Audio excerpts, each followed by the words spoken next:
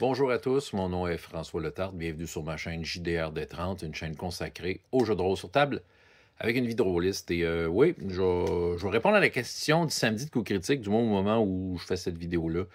Une qui parle du festival Draconis, donc il me pose la question si on y va, puis qu'est-ce qu'on va y faire.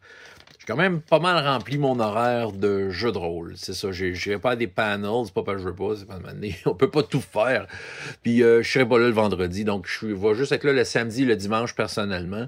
Festival Draconis, 17, 18, 19 octobre 2025 au Cégep du Vieux-Montréal à Montréal. Un grand festival de jeux de rôle, c'est gratuit, c'est pour tout le monde. Voilà. Puis j'avais déjà fait une vidéo, là pas si longtemps, là, annonçant un peu ce que j'allais faire à Draconis, mais là, j'ai une liste officielle. Fait que je vais y aller avec les heures. Fait que je vais vous détailler mon horaire. Donc, le samedi matin, 18 octobre, 9 h. On commence avec Hero Kids. Ah ouais, je vais faire le scénario Incendie au village. Incendie au village, c'est un des scénarios officiels du jeu. Dans les quelques premiers scénarios sont sortis. Puis à mon avis, c'est un des meilleurs scénarios d'Hero Kids parce que il impose aux enfants à un moment donné un dilemme moral, un réel dilemme moral. Et ça, je trouve ça intéressant. J'ai trop trouvé intéressant l'exercice. Donc, ça va au-delà de rentrer dans une place, battre tous les monstres. Il y a comme un petit quelque chose de plus, ce scénario-là, qui m'a inspiré pour bien les scénarios des Rockets de mon cru. Donc, ça, c'est à 9 h. Toujours samedi matin. 11 h, je vais faire du Sodalitas. Les termes de l'archimage. Les personnages vont aller visiter un endroit où on faisait chauffer de l'eau, un genre de gros sauna de magicien qui a été abandonné. Il faut aller l'arrêter.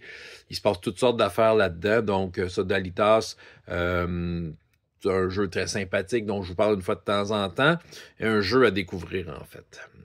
13 h, toujours le samedi. Hero Kids. Puis je vais faire la fameuse game du loup-garou.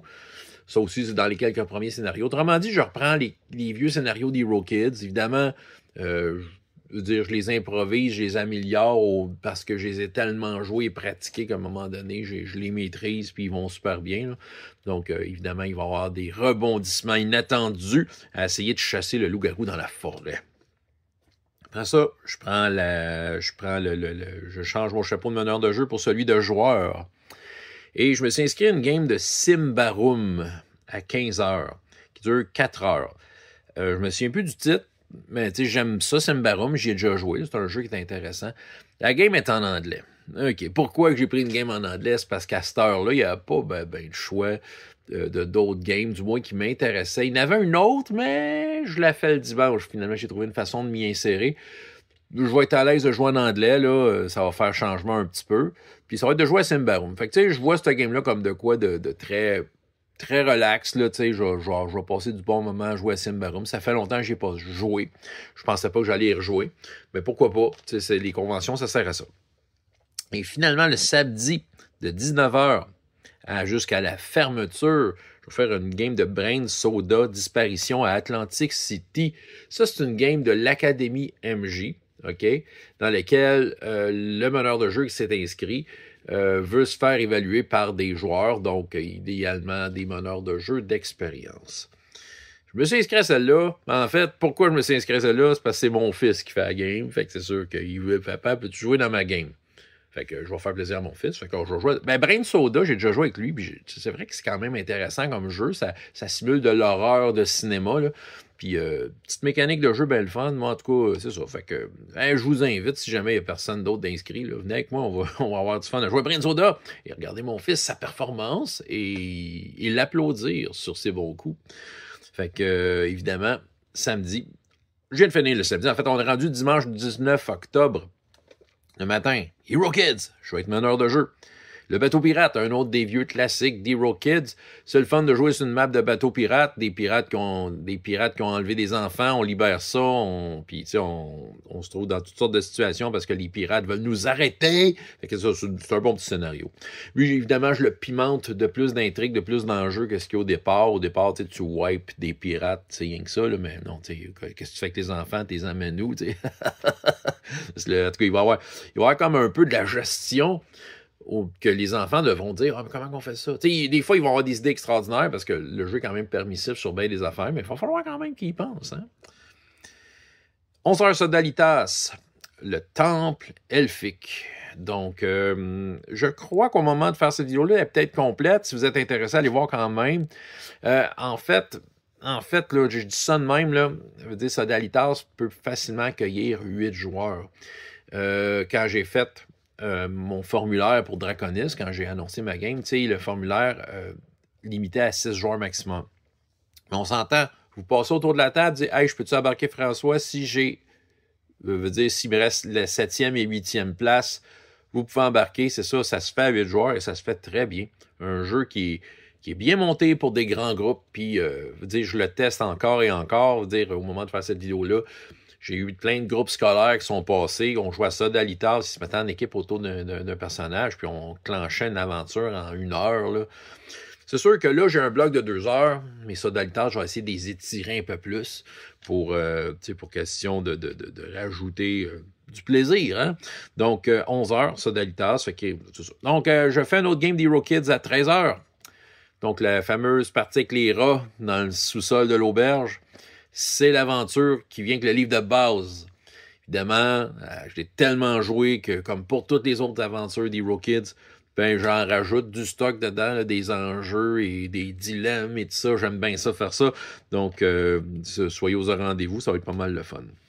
Je finis mon Draconis en jouant un jeu Outgunned. Et le scénario, c'est qui s'appelle John Wick. Je vais vous avouer, j'ai jamais vu les films. Que je vais aller révéler. Je pense pas me taper les films avant, là. Mais j'étais intéressé par Outgunned, un autre game en anglais. Parce que c'est une game qui m'a donné à cette heure-là. C'est ça, je tombais tout le temps, quand je finissais mes parties, je tombe dans un entre-deux, que tu sais, il n'y a pas grand-chose. Mais Outgunned, j'avoue que c'est un jeu qui m'intrigue beaucoup. Je l'entends parler en bien pour ce qu'il y a à faire. C'est un jeu qui semblerait simuler les films d'action des années 80. Donc, je vais voir à quoi ça ressemble. Fait que, tu sais, je vais finir mon Draconis avec Outgunned. Fait que c'est ça, ma fin de semaine Draconis. Une fin de semaine remplie de jeux. Je vais quand même jeter un œil au niveau des panels. Des coups, je changerais d'idée. Puis, c'est ça. Puis, si jamais j'ai de mes games qui ne s'inscrivent pas, je vais peut-être me proposer comme bénévole aussi. Là. J'aime bien ça, donner un coup de main quand je vais là. Je sais que je me suis donné... en fait, j'ai donné mon nom pour aider à la fin de Draconis, le démontage.